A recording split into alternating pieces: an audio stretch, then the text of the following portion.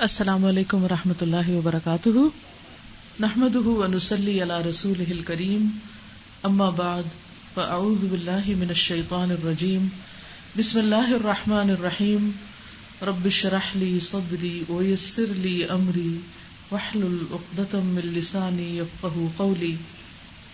قرآن مجید میں اللہ سبحانہ وتعالی کا ارشاد ہے، وسارعوا الی مغفرۃ من ربکم وجنة عرضها السماوات والأرض أعدت للمتقين الذين ينفقون في السراء والضراء والكاظمين الغيظ والعافين عن الناس والله يحب المحسنين۔ شروع کرتی ہوں اللہ کے نام سے جو بے انتہا مہربان نہایت رحم فرمانے والا ہے۔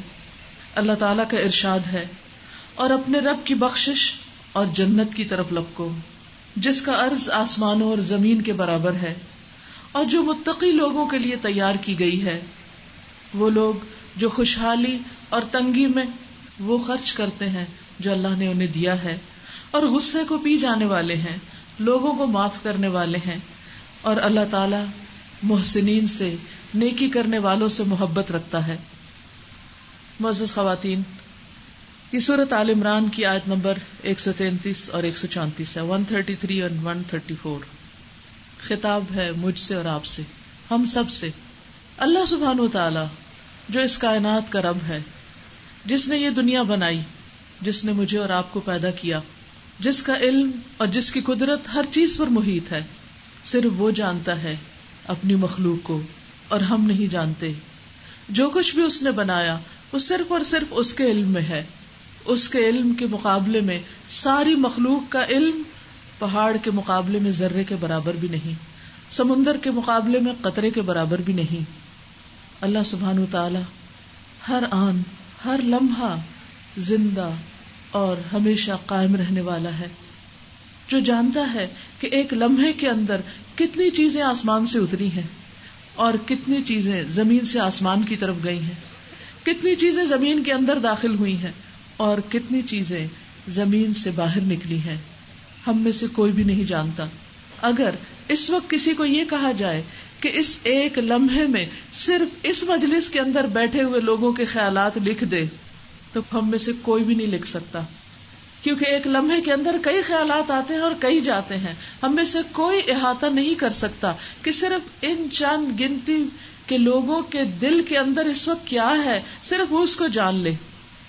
اگر ہم اس وقت پوری ٹیم بٹھائیں اور ان کو یہ کام سپرد کریں کہ آپ اس وقت سب سے پوچھ کر کہ ان کے دلوں میں کیا کیا خیالات آ رہے ہیں اور ایک لمحے کے اندر کیا کیا سوچا انہوں نے، ان سب کو کمپائل کرنا شروع کریں، تو شاید دنوں لگ جائے اور ہم اس سارے علم کو نہیں جان سکتے۔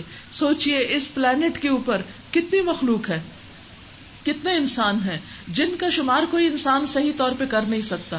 اس زمین کا کوئی ایک انسان یہ نہیں جانتا کہ اس زمین پر کتنے لوگ پائے جاتے ہیں، کیونکہ ہر لمحہ لوگ مر رہے ہیں، لوگ پیدا ہو رہے ہیں۔ کتنی ہی روحیں ایسی ہیں جو اس وقت، جب سے میں نے بات شروع کی اس وقت سے لے کر اب تک انسانوں کے جسموں سے نکل کر اللہ کی طرف جا چکی ہیں۔ کون جانتا ہے کتنے لوگ صرف اتنی سی دیر میں دنیا میں فوت ہو گئے، اور ہم میں سے کوئی نہیں جانتا سوائے اللہ رب العالمین کے کہ اس وقت صرف اتنی سی دیر میں کتنی مخلوق پیدا ہو چکی ہے۔ یہ صرف وہی جانتا ہے جس نے پیدا کیا۔ الا یعلم من خلق وہو اللطیف الخبیر، کیا وہ نہ جانے گا جس نے پیدا کیا اور وہ بہت ہی باریک بین اور ہر چیز کی خبر رکھنے والا ہے۔ یہ وہ رب ہے جو عرش عظیم کا مالک ہے، وہ عرش عظیم کہ جس کی وسعت کا ہم اندازہ ہی نہیں کر سکتے۔ تو اللہ سبحانہ وتعالی اس نے ہمیں پیدا کیا، اور اس نے ہمارے لیے نہ صرف یہ کہ کھانے پینے اور اس زمین پر رہنے کے لیے اس زمین کو مناسب بنایا، بلکہ وہی رب ہے جس نے مجھے اور آپ کو اسلام کی ہدایت دی، اسلام کی طرف رہنمائی کی، سیدھا راستہ دکھایا، ہمارے درمیان محمد الرسول اللہ صلی اللہ علیہ وسلم کو بھیجا، جنہوں نے ہمارے لیے اللہ سبحانہ وتعالی سے ملنے والی ایسی کتاب چھوڑی کہ قیامت تک کوئی اس میں کسی قسم کی کوئی تبدیلی نہیں کر سکتا، جس میں انسانوں کی ظاہری اور باطنی زندگی کے لیے رہنمائی ہے، جو صرف ہمارے ظاہری حالات اور ظاہری اعمال نہیں، ہمارے دلوں کے اندر چھپے ہوئے غم، دکھ، خوف، پریشانی، محبت، ہر قسم کے احساسات اور جذبات کو کیا رخ اور کیا ڈائریکشن اختیار کرنی چاہیے اس کے بارے میں بھی رہنمائی کرتی ہے. صرف انسان اگر ایک آیت پر ہی غور کرنا شروع کر دے تو اس کی زندگی گزر جائے اور اس کے پہلوؤں کا احاطہ اس کے لیے ممکن نہ ہو. وہ رب مجھ سے اور آپ سے سب سے خطاب کر کے فرما رہا ہے وسارعوا اور جلدی کرو اور مقابلے میں چلو اور دوڑو لپکو فوراً اٹھو اور چلو. کس چیز کی طرف؟ الی مغفرۃ بخشش کی طرف، مغفرت کی طرف، توبہ کی طرف، اللہ سبحانہ وتعالیٰ سے معافی مانگنے کی طرف. من ربکم جو تمہارا رب ہے، جس نے تمہیں پیدا کیا، جو تمہیں رزق دیتا ہے، جس نے زندگی دی اور جو موت کا مالک ہے، جس کی طرف تم واپس پلٹائے جاؤ گے، جو صحت اور بیماری اور قسمتوں کا بنانے والا ہے. ہر چیز اسی کی طرف سے ہے. اس رب کی طرف دوڑو، اس کی بخشش کی طرف دوڑو. اور ہم سب دوڑنے والے ہیں. ہمیں جب جس چیز میں کوئی فائدہ نظر آتا ہے ہم فوراً اس کی طرف لپکتے ہیں اور ایک دوسرے کے مقابلے میں جلدی جانے کی کوشش کرتے ہیں. کوئی بھی نئی چیز جب مارکیٹ میں آتی ہے تو ہم کیا چاہتے ہیں کہ سب سے پہلے وہ میرے پاس موجود ہو. کوئی نیا ڈیزائن، کوئی نیا کپڑا، کوئی بہترین چیز کہ جس سے ہماری دنیا کی قدر و قیمت میں اضافہ ہو سکے. اس کو حاصل کرنے کے لیے ہم کسی سے پوچھتے نہیں، کسی سے مشورہ نہیں کرتے، بس ہمارا دل چاہتا ہے اور ہم دوڑ پڑتے ہیں اور ہر قیمت پر اس کو حاصل کرنے کی کوشش کرتے ہیں. آپ دیکھیے کہ ٹیلی فون کی دنیا میں ایک انقلاب آیا ایپل کی وجہ سے. ایپل کا iPad, iPhone, iMac اور میک پرو اور بہت سارے جو اس کے پروڈکٹس تھے. اب دیکھیے کہ لوگ انتظار میں رہتے ہیں اور مسلسل اپ ڈیٹ رکھتے ہیں اپنے آپ کو کہ کس وقت اس کی کون سی پروڈکٹ آ رہی ہے، کس مہینے میں آ رہی ہے. اور اس سے پہلے کہ وہ آئے اور ملینز کی تعداد میں بھی آئے تو لوگوں کی لائنوں کی لائنیں ہوتی ہیں. دن رات دیکھنے والا حال ہوتا ہے کہ سب سے پہلے ہم ہوں اس کو حاصل کرنے والے. حالانکہ کیا ہے، اگر ایک دن لیٹ ہو گیا یا تھوڑے دن بعد ہی بھی کوئی چیز مل گئی تو مل ہی جائے گی. تو جس طرح لوگوں کی ایپل پروڈکٹس کی طرف دوڑ ہے اور جس طرح کسی اچھی خوبصورت جیولری اور اچھے قیمتی کپڑے کے لیے جو دوڑ ہے، اس سے بڑھ کر ہماری دوڑ اللہ سبحانہ وتعالیٰ کیا فرما رہے ہیں کس چیز کی طرف ہونی چاہیے؟ اللہ سبحانہ وتعالیٰ کی مغفرت کی طرف. کیونکہ ہم ہر لمحہ غلط کام کر جاتے ہیں، ہم بھول چوک کے شکار ہو جاتے ہیں، ہم سے گناہ ہو جاتے ہیں، تو ہم پھر اس کے بوجھ تلے نہ دبیں. کیونکہ انسان کے اندر ہر غلطی کے بعد ایک گلٹ پیدا ہوتی. جب وہ گلٹ اندر پیدا ہو جاتی ہے تو پھر انسان کو سکون لٹ جاتا ہے، اس کی خوشی ختم ہو جاتی، اس کے دل میں ایک ویرانی سی پیدا ہو جاتی. اس کے پاس سب کچھ ہوتے ہوئے بعض اوقات اس کے اندر خوشی نہیں ہوتی، سکون نہیں ہوتا، راحت نہیں ہوتی. تو اللہ سبحانہ وتعالیٰ ہمیں ان بوجھوں سے آزاد کرنا چاہتا ہے. ہمیں ہماری غلطیوں اور ہماری برائیوں کے شر اور ان کے کانسیکوینس سے نجات دلانا چاہتا ہے. تو وہ کیا چاہتا ہے کہ ہم اس کی طرف دوڑیں، دیر نہ لگائیں، اس بات کا انتظار نہ کریں کہ جب بوڑھے ہو جائیں گے تو حج کر لیں گے اور پھر سارے گناہ معاف کروا لیں. کون جیتا ہے تیری زلف کے سر ہونے تک؟ کس کو پتا کہ کب تک کون زندہ ہے. اس لیے کبھی بھی دیر نہیں لگانی چاہیے. اور اللہ سبحانہ وتعالیٰ خود فرما رہے ہیں کہ آ جاؤ، پلٹ آؤ اور اللہ کی طرف رجوع کر لو، اپنے بوجھ سے آزاد ہو جاؤ، اس گلٹ سے باہر نکل آؤ. سارے نفسیاتی مسائل ختم ہو جائیں گے، ساری ذہنی بیماریاں ختم ہو جائیں گی، ساری پریشانی اور غم اور دکھ اور تکلیفیں دور ہو جائیں گی اگر تم اپنے رب کی طرف دوڑ کر آؤ گے اور اپنے رب سے معافی مانگ لو گے. الی مغفرۃ من ربکم، وہ رب کوئی پرایا نہیں، وہ تمہارا سب سے اپنا ہے کیونکہ تم اس کے بنائے ہوئے ہو. اور جس نے بنایا اس سے زیادہ اپنی تخلیق اور اپنی مخلوق سے کون پیار کرنے والا ہے. ماں بناتی نہیں ہے، وہ صرف جنم دیتی ہے، لیکن اس کو اپنے بچے سے کتنا پیار ہوتا ہے. اور اللہ سبحانہ وتعالیٰ تو 70 ماؤں سے بڑھ کر پیار کرنے والا ہے. اسے اپنے بندے سے پیار ہے، اسی لیے یہ حکم دے رہا ہے کہ دوڑ کر آؤ، غلطی ہونے کے بعد فوراً پلٹ آؤ اور معافی مانگ لو، بخشش مانگ لو. اور اللہ سبحانہ وتعالیٰ اس بات سے کس قدر خوش ہوتے ہیں. اس کی مثال حدیث میں آتی ہے، آپ میں سے بہت سے لوگوں نے سن بھی رکھی ہوگی کہ جیسے کوئی شخص کسی صحرا میں ایک اونٹنی پر کھانا پینا لے کر سوار ہو اور پھر تھک جائے تو کہیں آرام کرنے کے لیے لیٹ جائے، اور جب سو کر اٹھے تو دیکھے کہ اس کی اونٹنی کہیں کھو گئی ہے اور اب اس کے پاس کوئی بھی نہیں، نہ کوئی انسان، نہ چرند، نہ پرند اور کوئی مددگار نہیں. ایسے میں اس کو سوائے اپنی موت کے اور کچھ نظر نہیں آ رہا اور وہ بے قرار ہو کر پھر رہا ہے کہ اچانک اس کی اونٹنی سامنے آ جاتی ہے اور وہ خوشی کے مارے چلا اٹھتا ہے کہ یا اللہ میں تیرا رب اور تو میرا بندہ، یعنی بات الٹ دیتا ہے.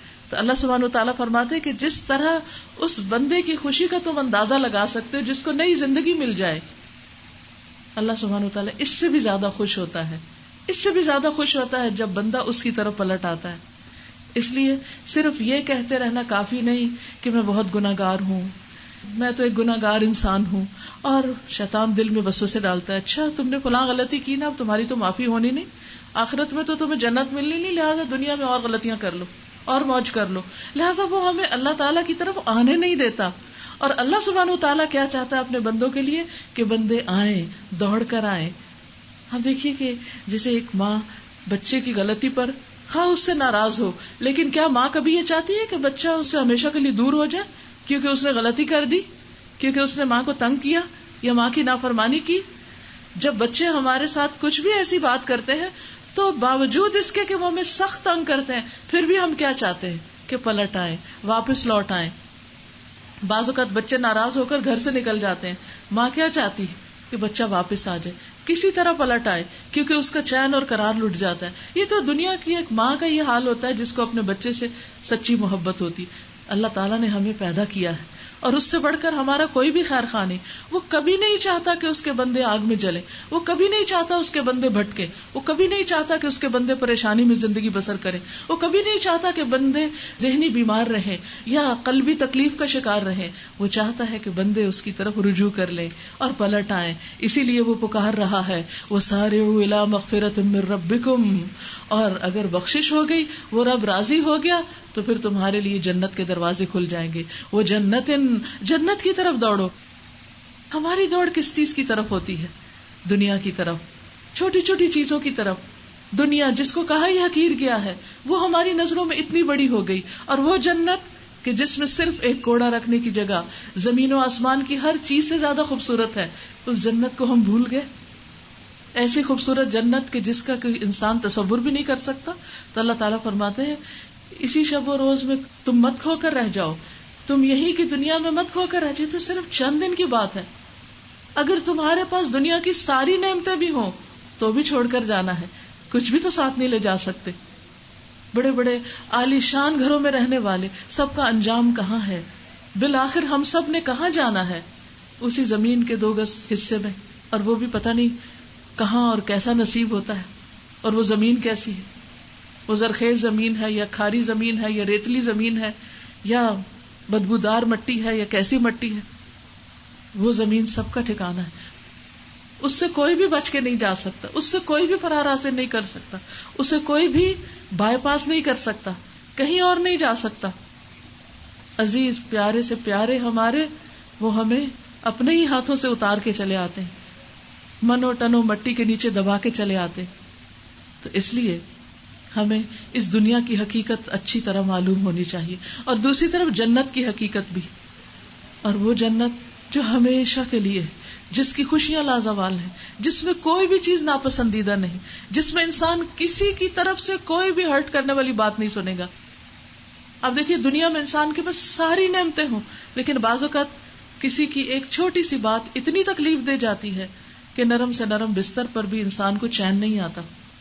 اگر شوہر روگردانی کر لے، شوہر کسی اور عورت کی طرف متوجہ ہو جائے تو عورت کا کیا حال ہوتا ہے، خواہ دنیا بھر کی دولت اس کے قدموں میں ڈھیر کر دی جائے. تو ایسے میں دنیا میں انسان کے پاس مکمل راحت اور سکون اور خوشی ہے ہی نہیں، کیونکہ اللہ سبحانہ وتعالیٰ نے اسے دنیا میں نہیں اتارا، اسے جنت میں رکھا ہے. دنیا میں جتنی بھی ہم خوشی کی تلاش میں مارے پھریں، دوڑتے پھریں، کچھ سے کچھ کر لیں، ایک چیز جب ہمیں مل جاتی ہے اس کے بعد اس کا شوق ہی ختم ہو جاتا ہے. اس کے بعد ایک اور چیز ایکسپلور کرتے ہیں کہ وہاں سے خوشی ملے. جب وہاں سے تھوڑی بہت ہمیں لذت ملتی پھر اس کا مزہ ختم ہو جاتا ہے، پھر کسی اور چیز کی طرف دوڑتے ہیں. تو دنیا کے پیچھے دوڑ کر، مشرق سے مغرب تک، امریکہ سے آسٹریلیا تک دوڑ کر، ہر طرح کی چیزیں دیکھ کر آخر میں انسان کے پاس کیا رہ جاتا ہے؟ ہر چیز پھیکی لگنے لگتی ہے. کوئی بھی چیز تو ایسی نہیں کہ جس کو انسان انجوائے کر سکے، جس پر انسان خوش ہو سکے. ہاں وہ جگہ جنت ہے کہ جہاں بوریت نام کی کوئی چیز نہیں، جہاں کوئی چیز پرانی نہیں ہوگی، جہاں کوئی جوانی بڑھاپے میں نہیں ڈھلے گی، جہاں پر انسان جو چاہے کھائے لیکن اس کو کوئی بدہضمی نہیں ہوگی، جہاں کسی قسم کی ڈائٹنگ کی ضرورت نہیں ہوگی، جہاں انسان کو اپنی ہر من پسند چیز ملے گی. دنیا میں آپ دیکھیں تھوڑی سی نعمتیں زیادہ ہوتی ہیں تو بیماریاں بھی بڑھ جاتی ہیں، اور جب بیماریاں بڑھ جاتی ہیں نعمتوں کے انبار سامنے رکھے ہوتے ہیں لیکن انسان ان کو چکھ نہیں سکتا، ان کو منہ تک نہیں لا سکتا، اور اگر کسی وجہ سے لے آئے تو وہ اس کے لیے عذاب بن جاتی. اس کا ہضم کرنا اور اس کے ساتھ زندگی بسر کرنا مشکل ہو، اپنے آپ کو انسان اپنے ہی ہاتھوں ہلاکت میں ڈال لیتا ہے. لیکن وہاں جنت میں ایسا کوئی بھی مسئلہ نہیں. پھر جو کچھ انسان کھاتا ہے وہ انسان کے جسم سے بدبودار ہو کر نکلتا ہے. جنت میں ایسی کوئی تکلیف نہیں، کیونکہ انسان کو اپنی بو سے اذیت ہوتی ہے، لیکن وہاں اس قسم کی کوئی اذیت نہ ہوگی، کسی بھی قسم کے کوئی مسائل نہ ہوں گے. وہاں ایسا نہیں ہوگا کہ نعمتیں پانے کے بعد انسان پریشان رہے اور اس کو نیند نہ آئے. وہاں سونے کے لیے گولیاں نہیں کھانی پڑیں گی کہ اس کے بغیر انسان سو نہ سکے. وہاں پر انسان کے لیے نہ جسمانی اور نہ انسانی کسی قسم کے کوئی مسائل نہیں. یہاں پر آپ دیکھیے کہ بعض اوقات صحت بھی اچھی ہے، گھر بھی اچھا ہے، سب کچھ اچھا ہے، لیکن رشتہ دار، دوست، آس پاس کے لوگ جن کے ساتھ اس کا معاملہ ہے ان کی طرف سے سخت پریشانی رہتی. کبھی کوئی ہرٹ کر جاتا ہے، کبھی کوئی. اور آپ دیکھیے کہ انسانی نفسیات بھی عجیب ہے.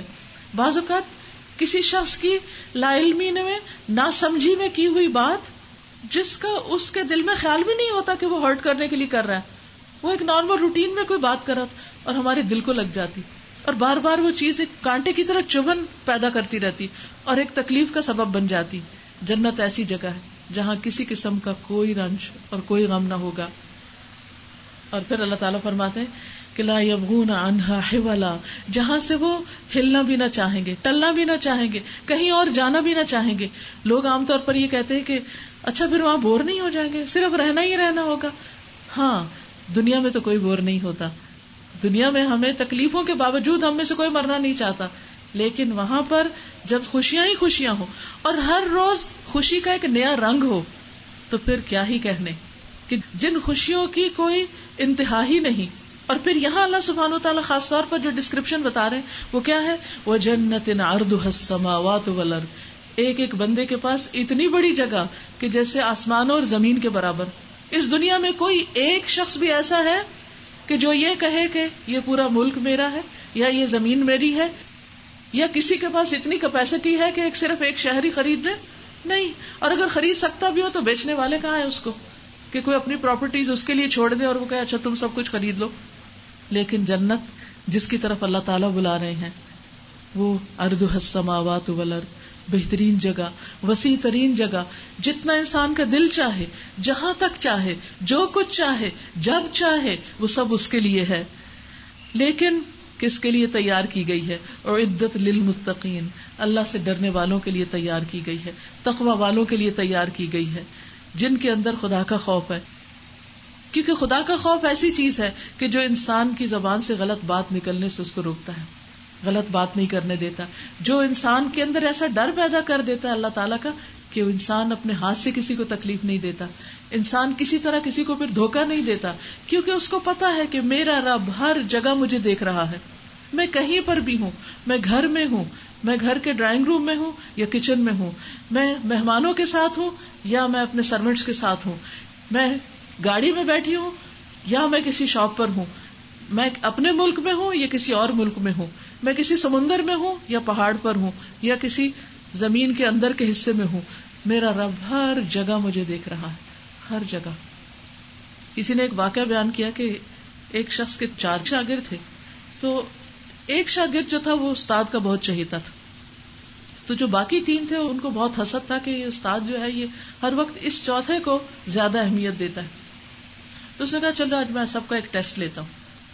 ٹیسٹ یہ ہے کہ میں سب کو ایک ایک کبوتر دیتا ہوں اور جا کے ایسی جگہ ذبح کر کے آؤ جہاں پر کوئی دیکھنے والا نہ ہو، چھپا کے. تو کوئی کہیں جا کے گھس گیا، کوئی کہیں جا کے گھس گیا، کوئی کہیں جا کے گھس گیا، اور ہر ایک ایک ذبح کر کے لایا. لیکن وہ جو اس کا چہیتا شاگرد تھا وہ کبوتر سمیت واپس آ گیا. تو سارے ہنسنے لگے. انہوں نے کہا دیکھا نا، ہم نے کہا تھا نا ایسے ہی استاد اس کو بہت چاہتا ہے، حالانکہ یہ بے وقوف سا ہے اور اس کو تو یہ بھی نہیں پتا کہ کبوتر کہاں ذبح کرنا ہے. استاد نے سب کے سامنے پوچھا کہ یہ بتاؤ کہ تم نے کبوتر کیوں نہیں ذبح کیا؟ اس نے کہا کہ یا استاد مجھے کوئی ایسی جگہ نہیں ملی کہ جہاں میرا رب نہ دیکھتا ہو. میں جس بھی کونے میں گیا مجھے یہی خیال ستایا کہ رب دیکھ رہا ہے. رب دیکھ رہا ہے، رب دیکھ رہا ہے، لہٰذا میں آپ کی بات پہ عمل نہیں کر سکا. تو حقیقت یہ ہے کہ اللہ سبحانہ وتعالی ہر جگہ دیکھتا ہے اور ہر حال میں ہمیں دیکھتا ہے، ہم کہیں بھی اس سے نہیں چھپ سکتے. اس لیے تقویٰ اس کا تقویٰ ہوتا ہے جو ہر حال میں اپنے رب سے ہر جگہ پر ڈرتا ہے. اب یہ جنت تقویٰ والوں کے لیے ہے، لیکن یہاں اس آیت میں خاص طور پر 3 کوالٹیز کا ذکر ہے کہ جنت ایسے لوگوں کو ملے گی. کون ہے وہ؟ الذین ينفقون فی السراء والضراء، وہ لوگ جو خوشی اور تنگی ہر حال میں اللہ کے راستے میں خرچ کرتے ہیں. ہر حال میں، خواہ ان کے پاس زیادہ ہو یا ان کے پاس کچھ نہ ہو، وہ دینے والے ہوتے ہیں. آپ دیکھیے کہ جب انسان کے پاس بہت کچھ ہوتا ہے تو اس وقت بھی پھر بعض اوقات انسان کے اندر ایک بخل سا آنے لگتا ہے کہ میں اور بڑھا لوں اور بڑھا لوں، کیونکہ انسان کا کمپٹیشن پھر ایسے لوگوں کے ساتھ ہوتا ہے جن کے پاس بہت کچھ ہوتا ہے. پھر وہ کہتا ہے کہ میں اس سے آگے نکل جاؤں، اس سے آگے، اس سے آگے. لہٰذا اس کے پاس وقت ہی نہیں یا موقع ہی نہیں رہتا کہ وہ کسی اور پر کچھ خرچ کر سکے. دوسری طرف جب انسان کے پاس تھوڑا ہوتا ہے تو اس کو ہر وقت یہ خوف ہوتا ہے کہ اگر میں نے کسی کو دے دیا تو پھر کیا ہوگا، پھر میں کیا کروں گا، میرے پاس کچھ نہیں رہے گا. لیکن یہاں جنت کی قیمت کیا بتائی جا رہی ہے کہ کون ہے جو جنت میں جانا چاہے، کون ہے جو جنت کی طرف دوڑتا ہے. یہ وہ شخص ہے جو ہر حال میں خرچ کرتا ہے. خوشحال ہے تو صرف اپنی ذات پر نہیں، صرف اپنے بچوں پر نہیں، صرف اپنے گھر پر نہیں، صرف اپنے عیش و عشرت کے لیے نہیں، وہ انسانیت کے لیے خرچ کرتا ہے، دوسروں کے لیے خرچ کرتا ہے. اور اگر کچھ نہیں تو بھی وہ صرف اپنی فکر نہیں کرتا، وہ دوسروں کی بھی فکر ساتھ ساتھ کرتا ہے. اسی لیے کہ نبی صلی اللہ علیہ وسلم نے فرمایا صدقہ کرنا ہر مسلمان پر واجب ہے، ہر ایک کے لیے ضروری ہے، کسی کے لیے بھی ایکسکیوز نہیں. اسی لیے ہم دیکھتے ہیں کہ صحابہ کرام جن کے پاس کچھ نہیں ہوتا تھا، جب وہ نبی صلی اللہ علیہ وسلم کی ایسی کوئی بات سنتے تو وہ بازار میں جاتے، کچھ مزدوری کرتے اور کچھ کھانے پینے کا سامان لاتے اور پھر وہ آ کر صدقہ کرتے، پھر وہ آ کر اس کو خرچ کرتے. یعنی یہ نہیں ان سے کہا گیا کہ جن کے پاس کچھ نہیں ان سب کو معاف کیا جاتا ہے، نہیں، تاکہ ہر شخص دینے والا بنے. ورنہ انسان کے اندر جب لینے کی اور سوال کرنے اور بھیک مانگنے کی عادت ہو جاتی ہے تو پھر وہ بیکار ہو جاتا ہے، نکما ہو جاتا ہے، وہ صرف ریسیونگ اینڈ پہ رہ جاتا ہے کہ مجھے بس ملنا چاہیے. اور جن کے پاس ہوتا ہے بعض اوقات ان سے اس کو عداوت ہو جاتی کہ ان کے پاس کیوں اور میرے پاس کیوں نہیں، اور ان کو تو چاہیے کہ یہ مجھے دیتے رہیں. اسی لیے آپ دیکھیں کہ بعض اوقات رشتہ داروں کے اندر بہت لڑائیاں رہتی ہیں، کیونکہ جن کے پاس کم ہوتا ہے وہ ہمیشہ توقع رکھتے ہیں کہ جن کے پاس زیادہ ہے وہ ان کے اوپر خرچ کرتے ہی چلے جائیں. لیکن ہمارا دین ہمیں کیا سکھاتا ہے کہ جن کے پاس زیادہ ہے انہیں بھی خرچ کرنا ہے اور جن کے پاس کم ہے ان کو بھی کرنا ہے. اگر جنت میں جانا چاہتے ہو تو سب کو صدقہ کرنا ہوگا. الذین ينفقون فی السراء والضراء. اور پھر انسان کب صدقہ کرتا ہے؟ جب اس کو یقین ہوتا ہے کہ صدقہ کرنے سے مال کم نہیں ہوتا. نبی صلی اللہ علیہ وسلم نے یہ بات قسم کھا کے فرمائی کہ صدقہ دینے سے مال کم نہیں ہوتا. اور آپ نے کئی بار تجربہ کیا ہوگا کہ آپ ادھر سے دیتے ہیں، ادھر سے اللہ سبحانہ وتعالیٰ آپ کو کئی گنا کی زیادہ کر کے لوٹا دیتا ہے. پھر اسی طرح ابو ہریرہ رضی اللہ عنہ سے روایت ہے، رسول اللہ صلی اللہ علیہ وسلم نے فرمایا جو شخص صلہ رحمی کے لیے جتنا عطیہ دیتا ہے، یعنی تحفہ دیتا ہے، اپنے رشتہ داروں کو گفٹ کرتا ہے، اللہ تعالیٰ اتنا ہی اس کے مال میں اضافہ کر دیتا ہے. یعنی اگر کسی انسان کو یہ تمنا ہے کہ اس کو اللہ اور دے تو اسے کیا کرنا چاہیے؟ اپنے رشتہ داروں پر زیادہ سے زیادہ خرچ کرنا چاہیے. اور ویسے بھی آپ دیکھیں کہ جب انسان اپنے رشتہ داروں کے ساتھ صلہ رحمی کرتا ہے، جیسے کہ ایک اور حدیث میں بھی آتا ہے کہ جو شخص یہ چاہتا ہے اس کی عمر میں برکت ہو اور اس کے رزق میں اضافہ ہو، اسے چاہیے کہ رشتہ داروں سے اچھا سلوک کرے. کیونکہ رشتہ دار کمپٹیشن میں ہوتے ہیں نا، تو بعض اوقات ہم اس لیے نہیں کہ اچھا پھر یہ ہمارے مقابلے پر آ جائیں گے، تو اس لیے انسان ان کو اوائڈ کرتا ہے. یا یہ ہوتا ہے کہ رشتہ دار لینے کے باوجود بھی کبھی خوش نہیں ہوتے. آپ ان کو دیتے ہیں، وہ آپ کا اس طرح شکریہ ادا نہیں کرتے، نہ آپ کو لوٹاتے ہیں جس طرح آپ کسی غیر کو دیتے ہیں تو وہ آپ کا اتنا ممنون ہوتا ہے، آپ کو تھینک یو بھی کرتا ہے، پھر آپ کی قدر کرتا ہے، اور جب اس کو موقع ملے وہ آپ کو دینے کی بھی کوشش کرتا ہے واپس. تو اس لیے انسان کے لیے مشکل ہوتا ہے. پھر اسی طرح ایک اور حدیث سے پتہ چلتا ہے کہ صدقہ نعمتوں کو برقرار رکھتا ہے، کیونکہ جب ہمارے پاس کچھ ہوتا ہے تو ہمیں ایک خوف لاحق ہو جاتا ہے کہ کہیں چھن نہ جائے، کہیں ختم نہ ہو جائے، کہیں یہ دن پھر نہ جائیں. تو ایسے میں یہ یاد رکھیے کہ رسول اللہ صلی اللہ علیہ وسلم نے فرمایا اللہ تعالیٰ اپنے بندوں کو نفع دینے کے لیے خاص طور پر کچھ لوگوں کو نعمتیں زیادہ دے دیتا ہے. تو جن کو زیادہ مل جاتا ہے وہ ان کا ایک امتحان ہوتا ہے، کیونکہ اللہ نے ان کے ہاتھوں سے دوسروں کو دلوانا ہے. تو جب تک وہ خرچ کرتے رہتے ہیں ان کے انعامات برقرار رہتے ہیں، ان کی نعمتیں باقی رہتی ہیں، ان نعمتوں میں اضافہ ہی ہوتا رہتا ہے. اور اگر وہ نہ خرچ کریں، وہ دوسروں سے روک لیں، تو اللہ سبحانہ و تعالیٰ وہ دوسروں کو دے دیتا ہے. پھر وہ نعمت ان سے نکل کر کسی اور کے پاس چلی جاتی. تو اس لیے انسان کو اپنی نعمتوں کو برقرار رکھنے کے لیے، خواہ وہ علم ہے، خواہ وہ جسمانی قوت ہے، خواہ وہ مال ہے، کوئی بھی چیز ہے جو انسان یہ چاہتا ہے کہ اس کی نعمت باقی رہے، اسے چاہیے کہ وہ دوسروں کے ساتھ شیئرنگ کرتا رہے، اسے صرف اپنے لیے نہ سمجھے. پھر اسی طرح دنیا میں بھی انسان کے اوپر حیران کن طریقے سے اللہ کی رحمت ہوتی. ایک حدیث میں ایک واقعہ ملتا ہے کہ ایک شخص کہیں جا رہا تھا جنگل میں، تو اس نے بادل سے ایک آواز سنی. کسی نے کہا کہ فلاں جگہ جا کے برسو، یعنی کوئی بادل کو کہہ رہا ہے کہ فلاں شخص کے باغ کو سیراب کرو. تو بڑا حیران ہوا کہ یہ کیا معاملہ ہے. تو اسے بڑا تجسس ہوا کہ یہ شخص ہے کون کہ جس کے لیے اس نے آواز سنی ہے. اور یہ بالکل صحیح حدیث ہے، صحیح مسلم کی. بہرحال وہ شخص اس بادل کے پیچھے پیچھے جانے لگتا ہے. آخر ایک جگہ بادل برسنا شروع ہوتا ہے. جب برستا ہے تو پانی بارش کے ایک پتھریلی جگہ پر گرتا ہے، وہاں سے وہ ایک طرف کو سارا جمع ہو کر ایک نالی کی شکل اختیار کر لیتا ہے، اور وہ نالی کے ساتھ ساتھ چلنے لگتا ہے کہ اچھا یہ اب کدھر کو جا رہا ہے پانی. وہاں جاتا ہے تو ایک شخص کدال لے کے اس پانی کو اپنے باغ کی طرف کر رہا ہوتا ہے. تو پوچھتے تمہارا نام کیا ہے؟ کہتے تم نے میرا نام کیوں پوچھا ہے؟ اس نے کہا میں نے ابھی بادل سے ایک آواز سنی ہے اس نام کی، اور وہ اسی شخص کا نام تھا جس سے وہ بات کر رہا تھا، جس سے نام پوچھ رہا تھا، کہ کسی نے غیبی آواز دی کہ جاؤ اس شخص کے باغ کو سیراب کرو. تو مجھے یہ تجسس ہوا کہ وہ کون ایسا خوش قسمت ہے کہ جس کے لیے یہ حکم آ رہا ہے کہ بادل وہاں جا کے برسے. تو اب کیا ہوتا ہے، وہ اس سے پوچھتا ہے کہ تم مجھے اپنی نیکی بتاؤ کہ اللہ تم پہ ایسے کیوں مہربان ہے، تمہاری کون سی خاص بات ہے. تو وہ کہنے لگا کہ میں کسی کو بتاتا تو نہیں، لیکن تم چونکہ اصرار کر رہے ہو تو میں تمہیں بتاؤں گا کہ میرے باغ میں سے جتنی بھی آمدنی ہوتی ہے میں اس کے 3 حصے کر لیتا ہوں. ایک اپنے لیے اور اپنے گھر والوں کے لیے، ایک اللہ کے راستے میں، اور ایک واپس اس باغ کے اوپر لگا دیتا ہوں. تو مال کی ایک زبردست مینجمنٹ، اپنے لیے، دوسروں کے لیے، اور پھر اس بزنس میں واپس اسی کے اندر ڈالنے کے لیے تاکہ وہ پھلتا پھولتا رہے. یہ واقعہ ہمیں کیوں سنایا گیا، یہ تجربہ کیوں کروایا گیا؟ تاکہ ہم سب کو بھی سکھایا جائے کہ ہم اپنے مال کے ساتھ کیا کریں، ہم اس کو کہاں خرچ کریں، کیسے خرچ کریں کہ اپنا حق بھی ہو، دوسروں کا حق بھی ہو، غریبوں، یتیموں، مسکینوں، بیواؤں، سب کا حق ہو اس میں. اور اس کے ساتھ ساتھ یہ کہ اس کو سارے کا سارا بھی نہ دے دیں کہ جس سے وہ آمدنی نکل رہی ہے، آ رہی ہے، وہ سارا سلسلہ ہی ختم ہو کر رہ جائے. نہیں، اس کو بھی بڑھایا جائے، کام میں بھی لگایا جائے، اور اس کے ساتھ ساتھ دوسروں کو بھی اس سے فائدہ پہنچایا جائے اور اپنی ذات کو بھی فائدہ دیا جائے. ہمارے یہاں بعض اوقات کیا ہوتا ہے کہ کچھ لوگ سارا اپنے اوپر کر لیتے ہیں، کچھ لوگ جب غریبوں کو دینے لگتے ہیں تو خود بالکل کنگال ہو جاتے ہیں، سارا غریبوں کو دے دیتے ہیں، اپنے گھر والوں کو بھی نہیں دیتے. اور کچھ لوگ جو ہے ایک انڈسٹری کے بعد ایک لگاتے چلے جاتے ہیں، نہ گھر والوں کو دیتے ہیں نہ غریبوں کو دیتے ہیں.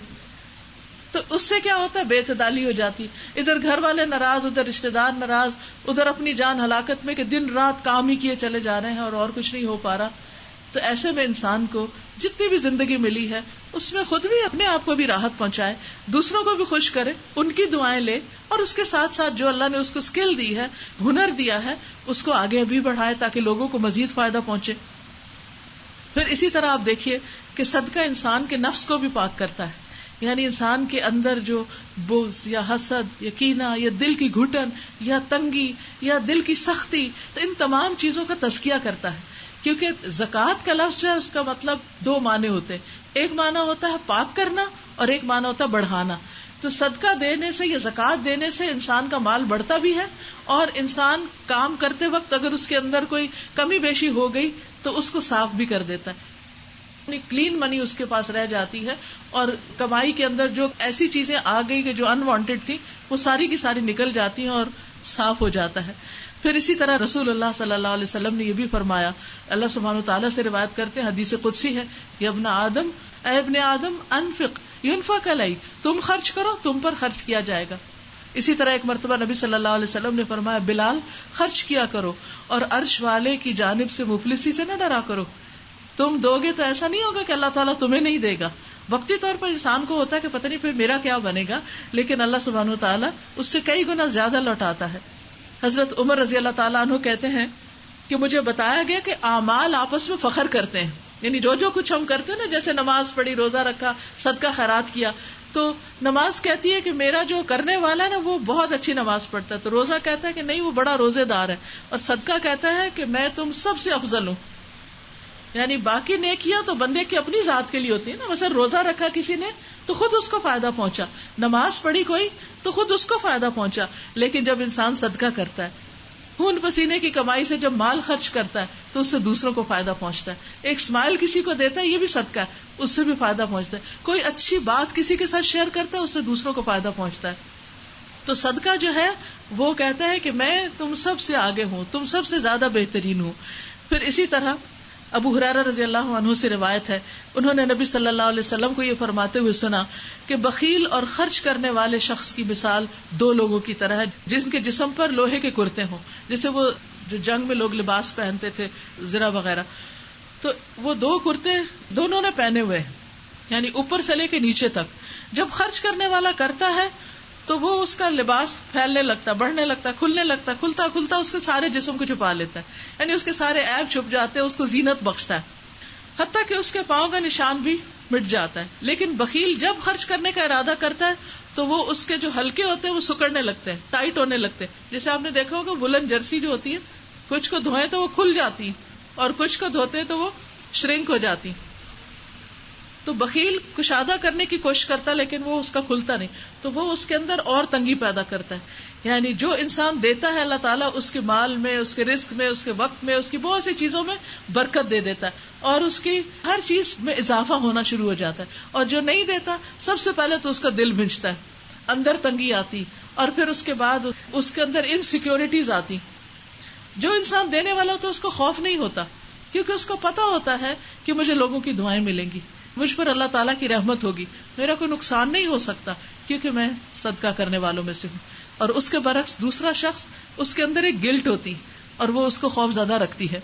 پھر اسی طرح صدقہ کرنے والا دنیا میں بھی فرشتوں کی دعاؤں کا مستحق ہوتا ہے. ابو ہریرہ کہتے ہیں کہ ہر دن جو ہم صبح کرتے ہیں تو اللہ سبحانہ وتعالیٰ کے دو فرشتے اترتے ہیں زمین پر. ان میں سے ایک دعا کرتا ہے اے اللہ خرچ کرنے والے کو اور زیادہ دے، اور دوسرا کہتا ہے اللہ روک کے رکھنے والے کے مال کو ضائع کر دے. جو روک رہا ہے اس کو ضائع کر دے، اور جو دینے والا ہے اس کے مال کو اور زیادہ بڑھا دے. پھر اسی طرح نبی صلی اللہ علیہ وسلم نے فرمایا جب مسلمان صدقے کے لیے نکلتا ہے تو وہ 70 شیطانوں کے جبڑے توڑ کے صدقہ کرتا ہے، یعنی 70 شیطانوں کو ہراتا ہے. کیونکہ آسان نہیں ہوتا، ایک رکاوٹ، دوسری رکاوٹ، ایک فکر، دوسری فکر، حتیٰ کہ انسان ڈیسائیڈ کر کے بعض اوقات الگ بھی کر لیتا ہے تو شیطان آ کے اس کو بہکاتا ہے، وہ انسان واپس اپنے مال میں دوبارہ شامل کر لے. یعنی نیت کرنے کے باوجود ایک وقت میں انسان موٹیویٹ ہوتا ہے، ایک شخص کی ضرورت سمجھ آتی ہے، انسان اپنی آخرت کے لیے اور خاص طور پر اس جنت کے لیے. آپ دیکھیں دنیا میں اگر کوئی پرائم لینڈ آپ نے خریدنی ہو، کوئی بہترین پراپرٹی خریدنی ہو، تو اس میں آپ کو چھوٹی چھوٹی ساری اپنے پیسے جمع کر کے ساری انویسٹمنٹ سب کچھ. مجھے یاد ہے کہ ہمارے ایک جاننے والے تھے، انہوں نے مکہ میں گھر خریدنا تھا، وہ جو بنے تھے نا بلڈنگ سامنے، مروہ ٹاور، زمزم ٹاور. تو ان کو یہ تھا کہ چلے ہم نے ادھر انویسٹ کیا ہوا ادھر، تو ایک ہم اللہ کے گھر کے پاس جگہ لے لیتے ہیں اور وہاں پر ہم بار بار تاکہ جا کے سکون سے رہ سکیں. اچھا، تو اب یہ جب انہوں نے گھر دیکھ لیا تو اب اس کے بعد ظاہر ہے کہ ملینز میں اس کی پرائز تھی، چھوٹا سا گھر تھا لیکن بہت ہی مہنگا. اب انہوں نے کیا کیا، انہوں نے اپنی کچھ لینڈز بیچی. جو خاتون تھی ان کا شوق سب سے زیادہ تھا، انہوں نے کہا کہ میں تو اپنی ساری جیولری دے رہی ہوں، مجھے تو یہ گھر چاہیے، مجھے جیولری نہیں چاہیے. انہوں نے اپنی جیولری دی. اسی طرح کر کرا کے انہوں نے گھر لے لیا.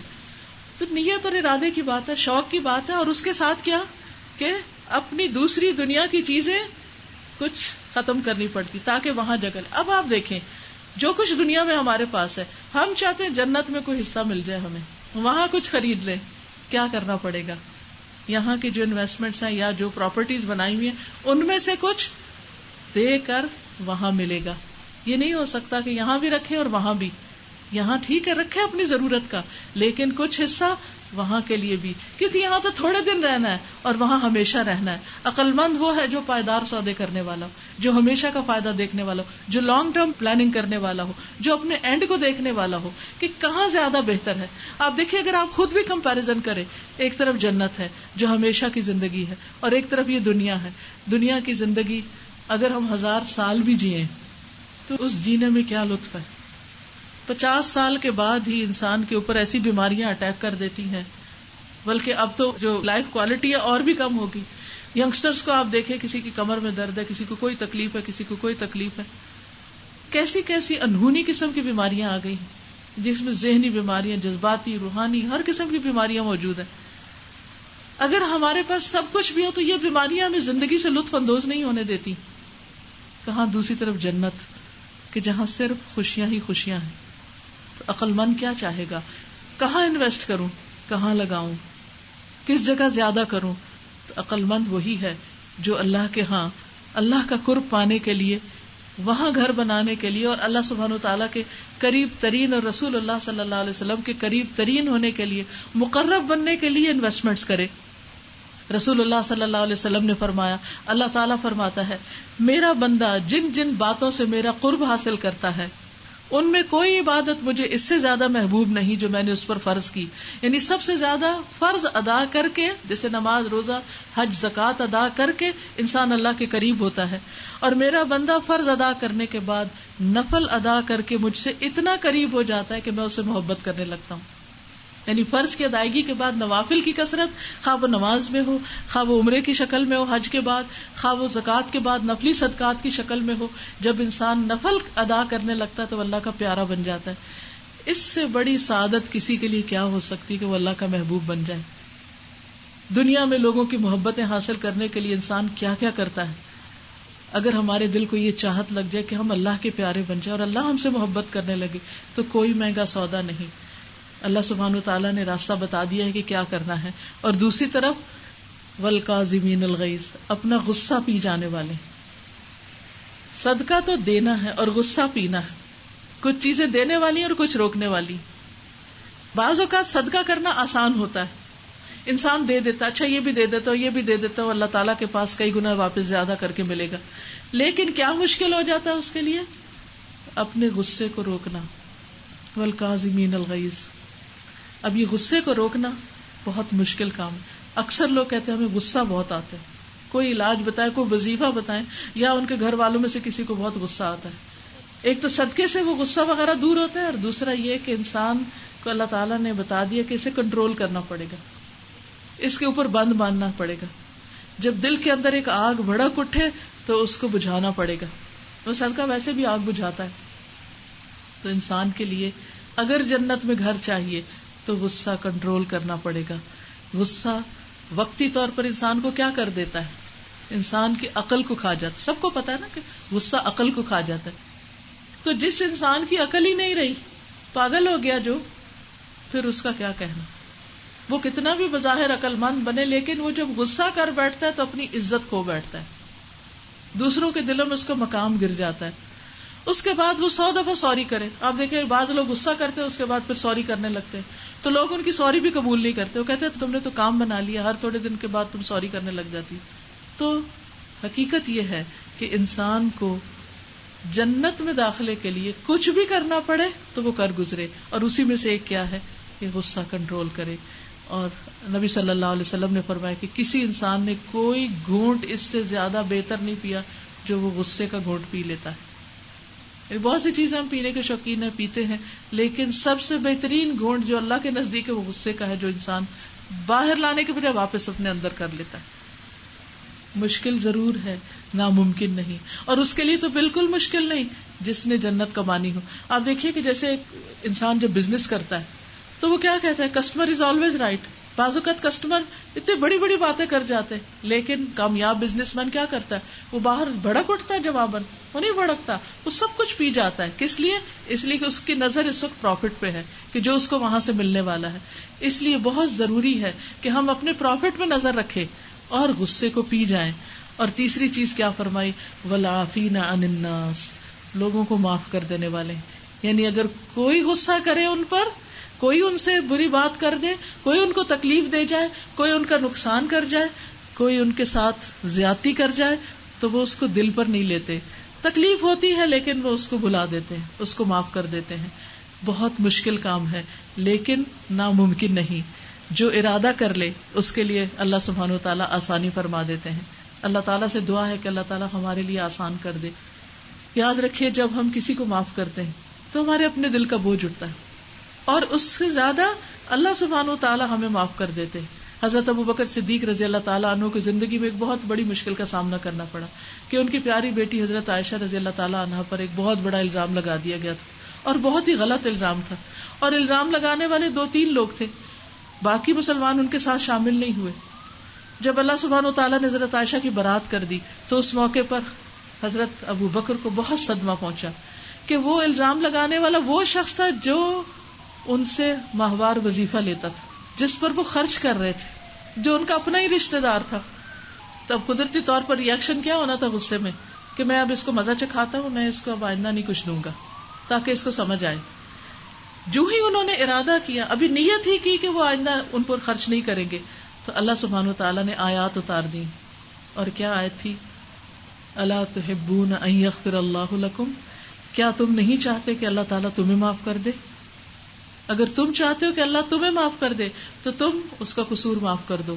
بہت بڑا قصور تھا، قرآن مجید نے اس کو قصور مانا، لیکن ساتھ ہی کہا کہ اب توبہ کر لیے تو معاف کر دو. تو اللہ تعالیٰ کیا چاہتے ہیں کہ بندے ایک دوسرے کو معاف کرتے رہیں. اور یقین مانیے یہ ہر روز کرنا پڑے گا. ایک مرتبہ نبی صلی اللہ علیہ وسلم سے کسی نے پوچھا ہم اپنے غلام کو، اپنے خادم کو، اپنے سرونٹ کو کتنی دفعہ دن میں معاف کریں؟ آپ نے فرمایا 70 بار معاف کرو. کیونکہ جو کام کرے گا وہ غلطیاں کرے گا، وہ پریشان کرے گا، لیکن اگر اس کو نکال دو گے دوسرا آئے گا، پھر دوسرا غلطی کرے گا، تیسرا آئے گا وہ غلطی کرے گا، پھر انسان کا اپنا ہی بلڈ پریشر ہائی ہوگا، غصہ کر کر کے اور ناراض ہو کے اور نہ معاف کر کے اور دل پر بوجھ لے لے کے. تو اس لیے کیا کرو، معاف کر کے ہلکے ہو جاؤ. اس میں پورا لیکچر دینے والی ہوں میں آپ کو درگزر پر، کیونکہ اللہ سبحانہ وتعالیٰ فرماتے ہیں وَلْيَعْفُوا وَلْيَصْفَحُوا أَلَا تُحِبُّونَ أَن يَغْفِرَ اللَّهُ لَكُمْ، چاہیے کہ معاف کر دیں، درگزر کریں. کیا تم نہیں چاہتے کہ اللہ تعالیٰ تمہیں معاف کر دیں؟ پھر نبی صلی اللہ علیہ وسلم نے فرمایا صدقہ دینے سے مال کم نہیں ہوتا، جو بندہ معاف کرتا ہے اللہ اس کی عزت بڑھا دیتا ہے. یعنی اگر ہم سروینٹس کو معاف کریں گے نا تو وہ اتنی عزت کریں گے اپنے مالک کی، جہاں بیٹھیں گے تعریفیں کریں گے، کیونکہ ان کی اپنی ایک گواہی ہوتی. اور ویسے بھی آپ دیکھیے کہ بندے جو ہوتے ہیں نا مخلوق خدا کی، وہ ہمارے حق یا خلاف میں گواہ ہوتے ہیں. اکثر آپ دیکھیں گے کہ بعض اوقات جو پڑھے لکھے ڈرائیور ہوتے ہیں نا، تو انہوں نے جب زندگیاں کسی کے ساتھ گزاری ہوتی ہے تو کئی دفعہ وہ بڑے بڑے راز افشا کرتے ہیں. کچھ عرصہ پہلے میں نے کسی کا پڑھا تھا کہ اس نے ہمارے جو موجودہ پرائم منسٹر ہیں ان کے بارے میں لکھا ہوا تھا کہ ان کے ساتھ انہوں نے ڈرائیونگ کی. انہوں نے وہ واقعہ بیان کیا کہ ایک موقع پر میں نے دیکھا کہ وہ کسی پر ناراض ہوئے اور اس کے بعد انہوں نے معافی بھی مانگی. تو اس دن سے ان کی میرے دل میں بہت زیادہ قدر بیٹھ گئی کہ یہ شخص اتنے مقام پہ پہنچ کر اگر ایک وقت انسان ہونے کے ناطے غصہ کر گیا ہے تو جتنا کوئی بڑا ہوتا ہے اس کو معافی مانگنا اتنا ہی مشکل لگتا ہے. تو انہوں نے اپنے سے چھوٹے سے خود معافی مانگی کہ میری غلطی تھی. تو کسی بھی انسان کے سوری کہنے سے اس کی قدر کم نہیں ہوتی، اس کی عزت بڑھ جاتی ہے. تو یہ اللہ تعالیٰ کا وعدہ ہے، اور جو بندہ اللہ کے لیے عاجزی اختیار کرتا ہے اللہ تعالیٰ اس کا درجہ بلند کر دیتا ہے. اور معاف کرنا اس وقت آسان ہو جاتا ہے جب انسان اللہ کی خاطر معاف کرتا ہے کہ اس کا اجر میں نے اللہ سے لینا ہے. میں چاہتی ہوں میرے سارے گناہ معاف ہو جائے اور اللہ مجھے اپنی رحمت میں شامل کر لے، تو اس وقت آسان ہو جاتا ہے معاف کرنا. پھر اسی طرح آپ دیکھیے کہ انسان کیا چاہتا ہے کہ دنیا میں اور آخرت دونوں میں اللہ تعالیٰ اس کے عیب چھپا دے اور اس پر اپنی رحمتیں برسائے اور اس کو اپنے مقرب بندوں میں شامل کر لے. تو اس کا نسخہ یہی ہے کہ انسان دوسروں کو معاف کرتا چلا جائے، کیونکہ ساتھ ہی اللہ تعالیٰ فرماتے ہیں واللہ یحب المحسنین، ایسے محسنین سے اللہ محبت کرتا ہے. اگر کسی کو معاف کر کے ہم اللہ کے پیارے بن جائیں تو ہمارے لیے کوئی مہنگا سودا نہیں، لیکن اسی کو اس چیز کی قدر ہوگی جو اللہ کے قدر میں مقام پہنچانے گا. اللہ تعالیٰ کا اگر مقام ہمارے دل میں، اس کی عظمت اور اس کی قدرت اور اس کا درجہ ہمارے دل میں، اس کی معرفت آ جائے تو پھر ہماری دوڑ ساری اس طرف لگ جائے کہ ہم کسی طرح اللہ کو راضی کر لیں اور کسی طرح اس کی نظروں میں بڑا ہو جائے، کیونکہ ساری بادشاہت اس کے ہاتھ میں، ہر قسم کا فائدے اور نقصان کا مالک وہ ہے، زندگی اور موت کا مالک وہ ہے. تو اس لیے ہماری ساری توقعات اسی سے ہونی چاہیے. اب دیکھیے کہ جو کچھ ہم کرتے ہیں نا، چاہے ہمارے سرونٹس ہوں، چاہے ہمارے ساتھ کے لوگ ہوں، رشتے دار ہوں، سسرال والے ہوں، کولیگز ہوں، ہم سے بڑے ہوں، ہم سے چھوٹے ہوں، جو کچھ ہم کرتے ہیں اسی کی بنیاد پر ہمارا ایک امیج ان کے دلوں میں بن جاتا ہے. کسی سے مل کر آتے ہیں ہم کہتے ہیں کہ بڑا ہی میٹھا انسان ہے، کسی سے ہم بات کرتے کہتے بہت کڑوا ہے، بڑا ہی روکھا پھیکا ہے. یہ باتیں کب ہوتی، کیوں ہوتی؟ وہ ہمارے اعمال کی وجہ سے دوسرے پہ امپریشن پڑتا ہے نا. اس میں ہم جان بوجھ کے بعض اوقات کچھ نہیں کر رہے ہوتے، لیکن جو ہم اندر سے ہوتے ہیں وہ کسی نہ کسی طرح ظاہر ہو جاتا ہے اور وہی دوسرے پر امپریشن بن جاتا ہے. تو انسان کے مرنے کے بعد جو بندہ اس انسان کے بارے میں جو کچھ کہتا ہے وہ سارا اس کے نامہ اعمال میں درج ہو رہا ہوتا ہے. مرنے کے بعد اپنے اعمال تو کچھ نہیں، ہم اپنے منہ سے اپنی کتنی بھی تعریف کریں تو وہ تو کوئی نہیں مانے گا، ہمارے عمل دیکھے جائیں گے. جیسے اللہ تعالیٰ فرماتے ہیں کہ وَعْمَلُوا وَسَيَرَى اللَّهُ عَمَلَكُمْ، عمل کرو، کر کے دکھاؤ، اللہ تمہارے عمل دیکھتا ہے. تو بندے بھی عمل ہی دیکھتے ہیں، بندے بھی ہمارے معاملے کو دیکھتے ہیں کہ کون کتنا مہربان ہے، کون کس کے ساتھ کیا کر رہا ہے. اس آیت کو دوبارہ آپ کو سنواؤں گی تاکہ اس بات کو اچھی طرح ذہن نشین کر لیا جائے.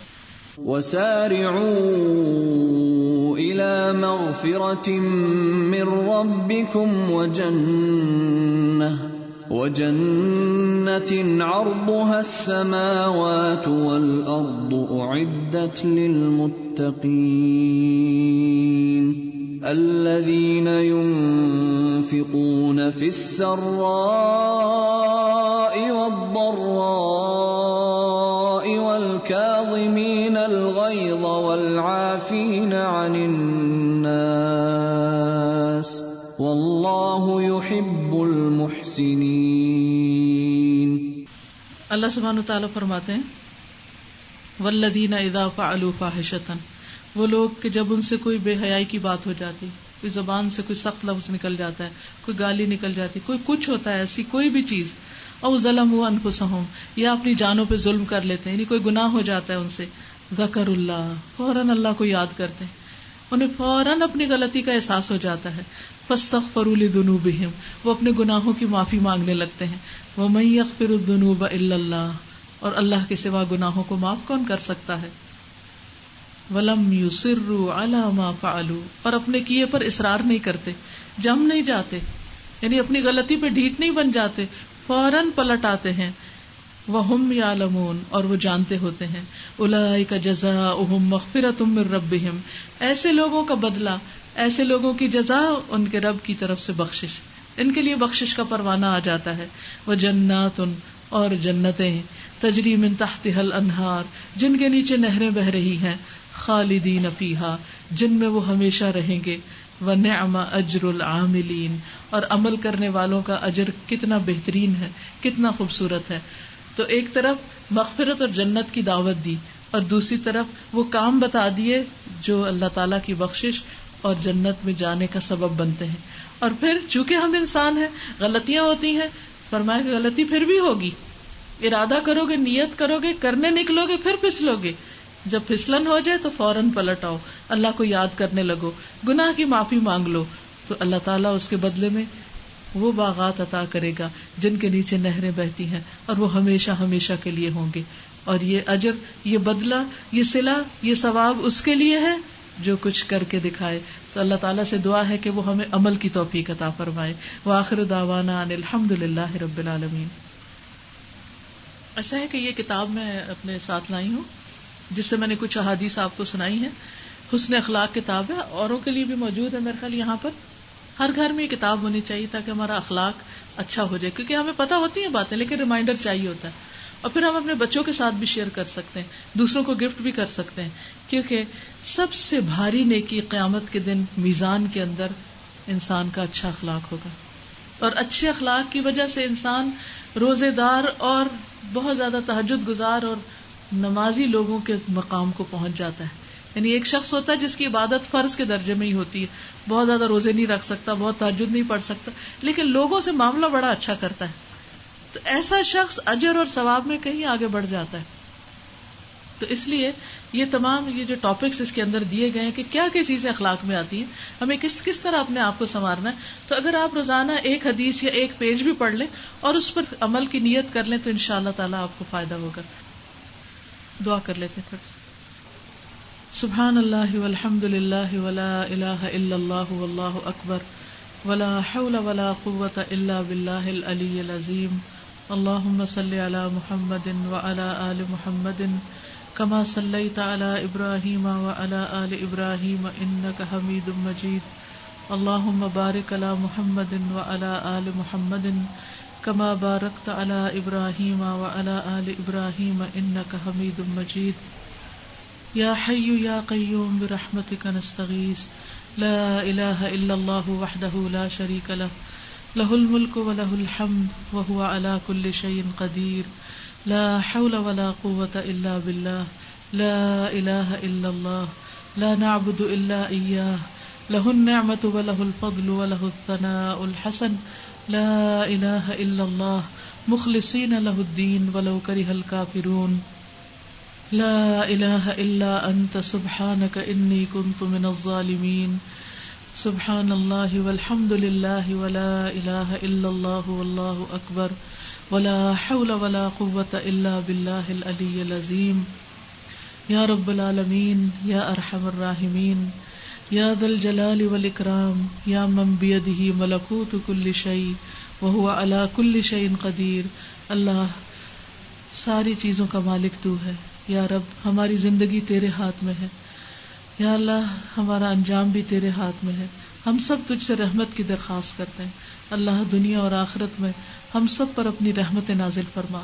اللہ ہمارے دلوں میں اپنی محبت پیدا کر دے، اپنی کتاب کی محبت پیدا کر دے، اپنے دین کی محبت پیدا کر دے.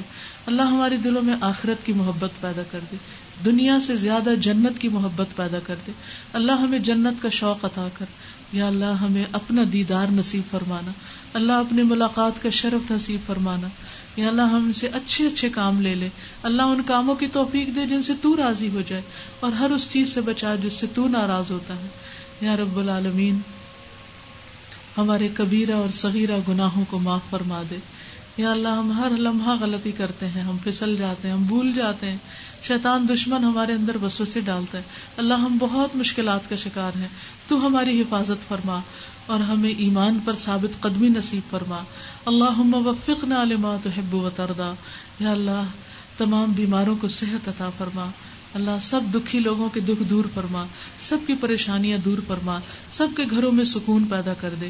اللہ اس گھر پر اپنی خیر و برکت نازل فرما، اپنی رحمتیں نازل فرما.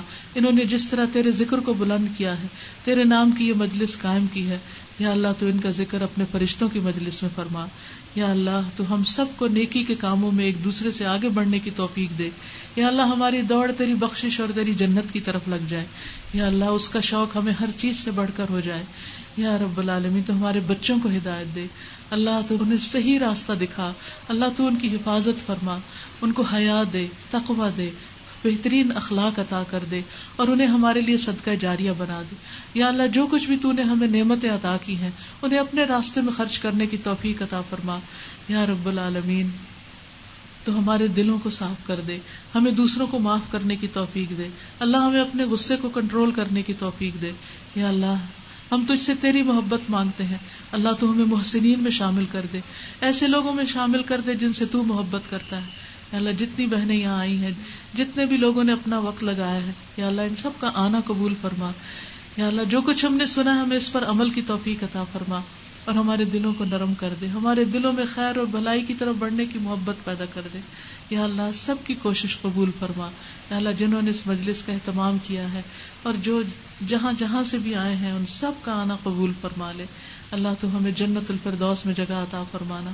یا اللہ تو ہمیں نبی صلی اللہ علیہ وسلم کے ہاتھوں حوض کوثر پر پانی نصیب فرمانا. یا رب العالمین تو پل صراط آسانی سے گزار دینا. یا اللہ تو جنت الفردوس عطا فرمانا. یا رب العالمین تو ہمیں قرآن والوں میں سے اٹھانا. یا رب العالمین تو ہمیں قرآن کا خادم اور معلم بنا دے. یا اللہ تو ہمیں اپنی کتاب سے محبت کرنے والا بنا دے. ربنا تقبل منا. اللہ ان سب کے دلوں میں جو دعائیں ہیں تو جانتا ہے, جو ان کی تمنائیں اور حاجات ہیں تو جانتا ہے. اللہ تو ان کو پورا کر دے. یا اللہ سب کی دعائیں قبول فرما. یا رب العالمین جو ہمارے لوگ فوت ہو چکے ہیں, جو دنیا سے جا چکے ہیں, اللہ ان کی بخشش فرما. ہمارے والدین پر اپنی رحمت نازل فرما. جنہوں نے جن دعاؤں کے لیے کہا اللہ تعالیٰ ان سب کی دعائیں قبول فرما. ربنا تقبل منا انک انت السمیع العلیم وتب علینا انک انت التواب الرحیم. وصلی اللہ تعالی علی خیر خلقہ محمد وعلی آلہ واصحابہ واہل بیتہ اجمعین برحمتک یا ارحم الراحمین. الہی آمین. سبحانک اللہم وبحمدک اشہد ان لا الہ الا انت استغفرک واتوب الیک. السلام علیکم ورحمۃ اللہ وبرکاتہ.